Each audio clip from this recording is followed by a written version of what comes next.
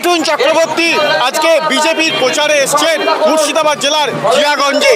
তার অনুগামী একজন শারীরিক প্রতিবন্ধকে জয় করে তিনি কোথা থেকে এসছেন? ভাঙাপাড়া থেকে। হ্যাঁ, ভাঙাপাড়া।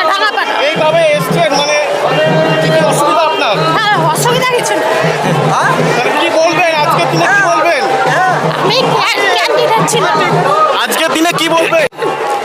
আমাকে এই যে আপনার ছেলে এসছে, কোথা থেকে এসছে? কি নাম? ডেঙ্গাপাড়া থেকে পরেশ সাহা নাম, আমার নাম পরেশ সাহা, ছেলের নাম পার্থ সাহা। আচ্ছা, পঞ্চায়েতের প্রার্থী ছিল, সে পাস করত কিন্তু ভোট চুরির লেগে তৃণমূল পাস করেছে।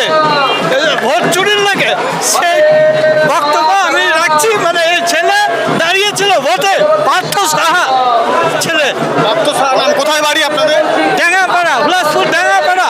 আচ্ছা, এবার কি মানে কি ভোটে মুর্শিদাবাদ লোকসভাতে মানে কি মোদিকে দেখার জন্য, মিঠুনকে দেখার জন্য আপনারা এসছেন? না, আমি বিজেপি প্রার্থী,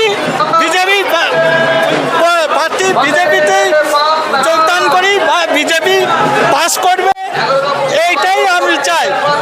আচ্ছা, এই যে বিজেপির জন্য কি বলবেন? মিঠুন চক্রবর্তীকে দেখতে এসছেন, কি বলবেন? আমরা মিঠুনকে দেখতে আসিনি, আমরা পার্টি করি তাই এসেছি।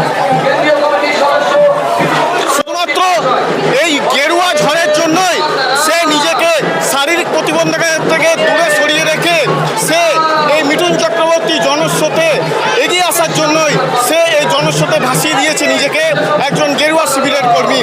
জিয়াগঞ্জ থেকে কৌশিক অধিকারী, লোকাল 18 বাংলা।